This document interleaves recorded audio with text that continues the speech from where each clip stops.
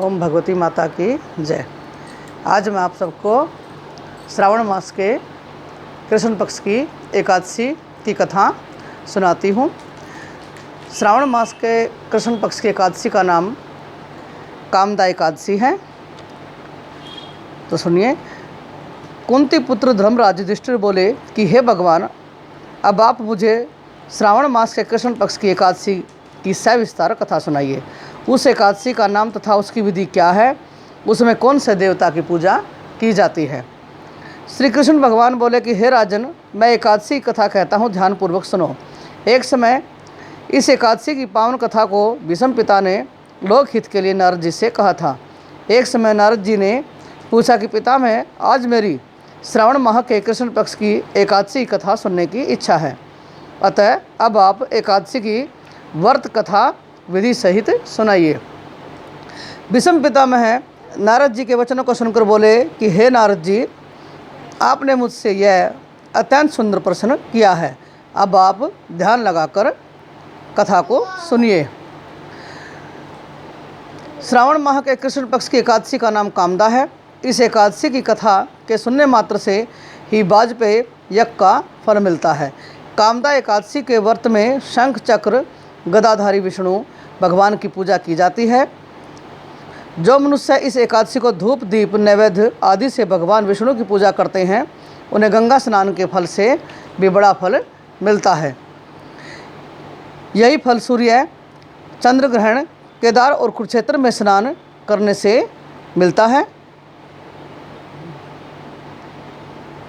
श्री विष्णु भगवान के पूजन का फल समुद्र और वन सहित पृथ्वी दान करने और सिंह राशि वालों को गोदावरी नदी में स्नान के फल से भी अधिक होता है। व्यतिपात में गंडक नदी में स्नान करने से जो फल मिलता है, वह फल भगवान की पूजा करने से मिल जाता है। भगवान की पूजा का फल श्रावण मास के कृष्ण पक्ष की एकादशी के फल के बराबर है। अतः विधि पूर्वक भगवान की पूजा न बन सके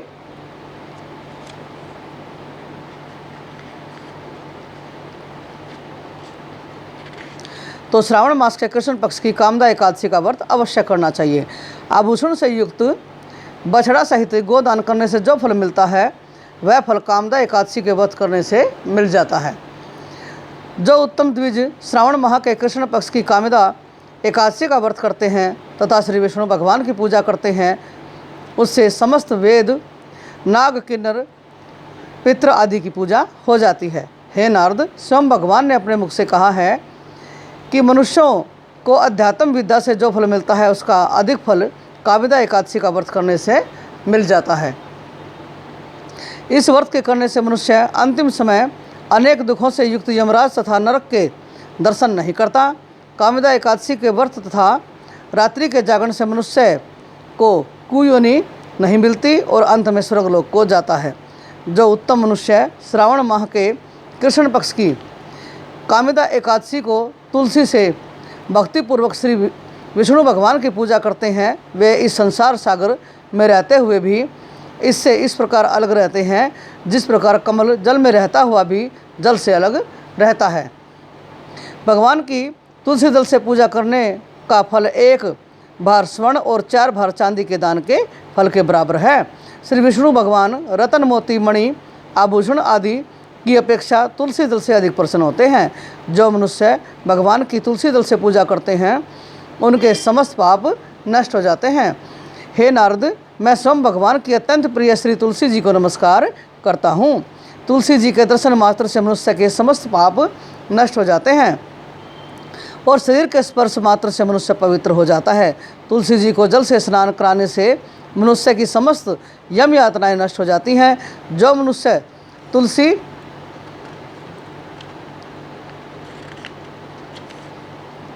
जी को भक्तिपूर्वक भगवान के चरण कमलों में अर्पित करता है, उसे मुक्ति मिलती है। जो मनुष्य एकादशी के दिन भगवान के सामने दीप जलाते हैं, उनके पितृ स्वर्गलोक में सुधा का पान करते हैं। जो मनुष्य भगवान के सामने घी या तिल के तेल का दीपक जलाते हैं, उनको सूर्यलोक से भी सहस्त्रों दीपकों का प्रकाश मिलता है। इस व्रत के करने से ब्रह्म हत्या, ब्राह्मण हत्या आदि सभी पाप नष्ट हो जाते हैं और इस लोक में सुख भोग कर अंत में विष्णु लोक को जाते हैं।